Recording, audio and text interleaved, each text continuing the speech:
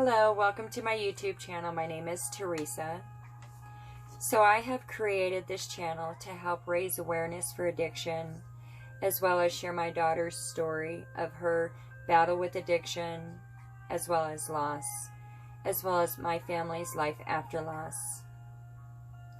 My daughter Heidi was born on August 28, 1991. She was 7 pounds 6 ounces, my firstborn and my only girl. This beautiful girl right here is my daughter Heidi. And these are her 2 beautiful children who I'm raising today. Heidi was amazing. She was fun, witty, exciting, energetic, loving, genuine, non-judgmental. Heidi was always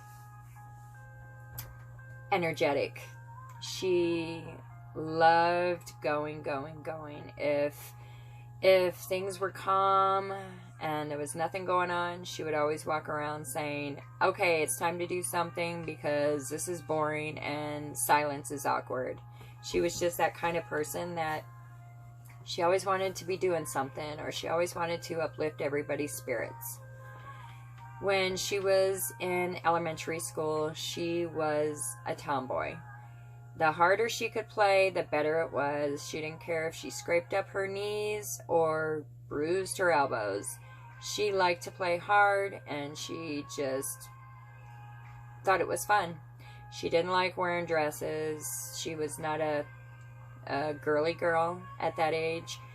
The more rough she could get, the better it was when it came to wrestling with her brothers or playing hard. Or she was fun. She was also a leader. She was not a follower.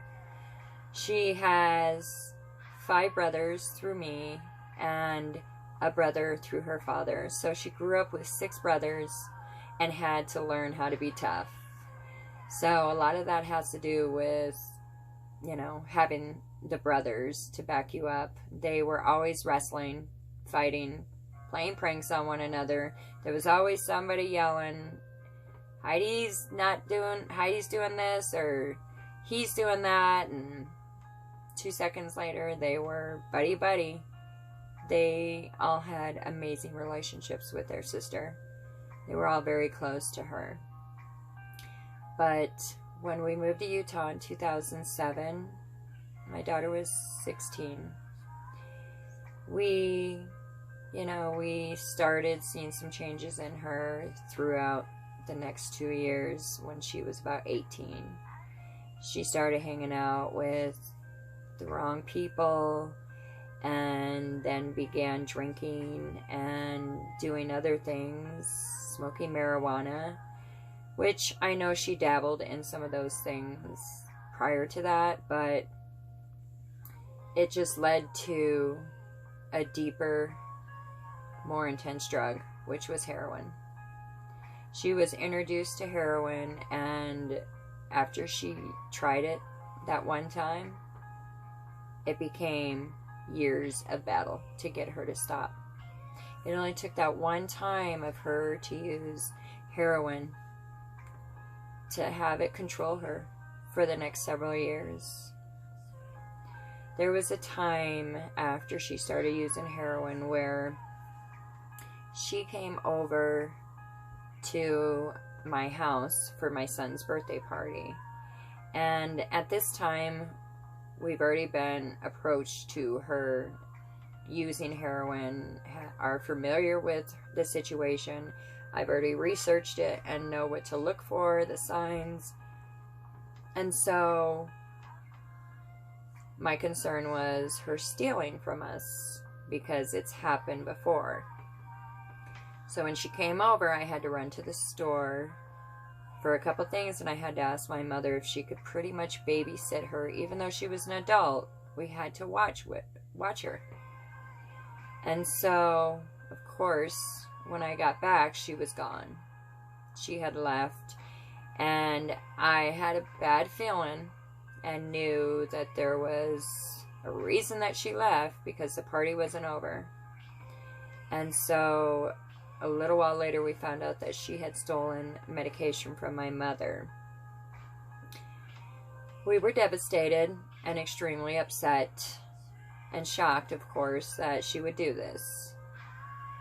I tried reaching her, couldn't get a hold of her, and then a little while later I got a call from a police officer advising me that he had arrested my daughter because she had shoplifted cigarettes, I believe, which I don't understand how that was possible because I thought they keep those behind the counters all the time.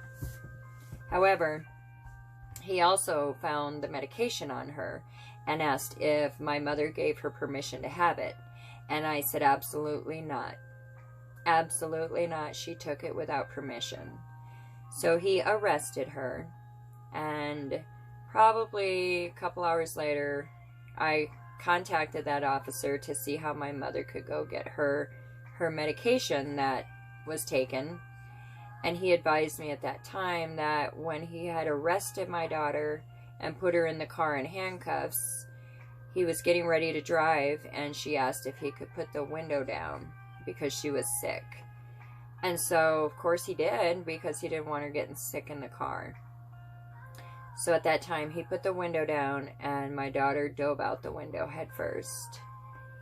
Thankfully, by God's greatest blessings, she didn't die, and he didn't run her over. He said it was so close that he had almost ran her over, but he reacted quickly. So he took her to jail, and of course I'm thinking, okay, she's going to get an escape charge now. No. They lowered that charge to damage to a jail cell. And this is exactly what happened for years. She would get deep into her addiction. She would get pulled over. They would find drugs on her. She would get arrested. She would go to jail. She would get out. It was the same scenario. And I'm over here trying to fight to get her into rehab. Or even, jail was fine with me because I knew she was safe. But it was a constant battle. There were times where I couldn't find her. I would call her and she wouldn't answer. And my worst fear was something happening to her. So her addiction just gradually got worse. And she went in and out of rehab. Many years. She ended up getting pregnant with my granddaughter. She was 19, I believe. She went back to Arizona for a while and then got pregnant. And she ended up going into a family rehab. It's for pregnant women and children. So she went in there. She was probably about 4 or 5 months pregnant. She went in there, completed the program, gave birth to my granddaughter, and then when they got out, they transitioned them into their own apartment as long as they complete the program. So she did amazing. Absolutely amazing. And when she got out, my granddaughter's father eventually got out of prison and went and stayed with them. Well, that ended up ruining the plan because they were too toxic for one another, and they were both addicts. So because of alcohol and drugs, she ended up losing that apartment, and she was going to go into another apartment, but she chose to stay with him. Fast forward a little bit, they got pregnant again. So my daughter and him came to Utah, and he ended up staying maybe a month and then went back to Arizona. He never came back after that. My daughter basically moved on with her life, gave birth to my grandson. She stayed sober throughout her pregnancy, but then within 2 months after he was born, she went back to using. Please stay tuned as I will continue this story tomorrow of my daughter's addiction as well as our family's life after loss. Thank you all so much.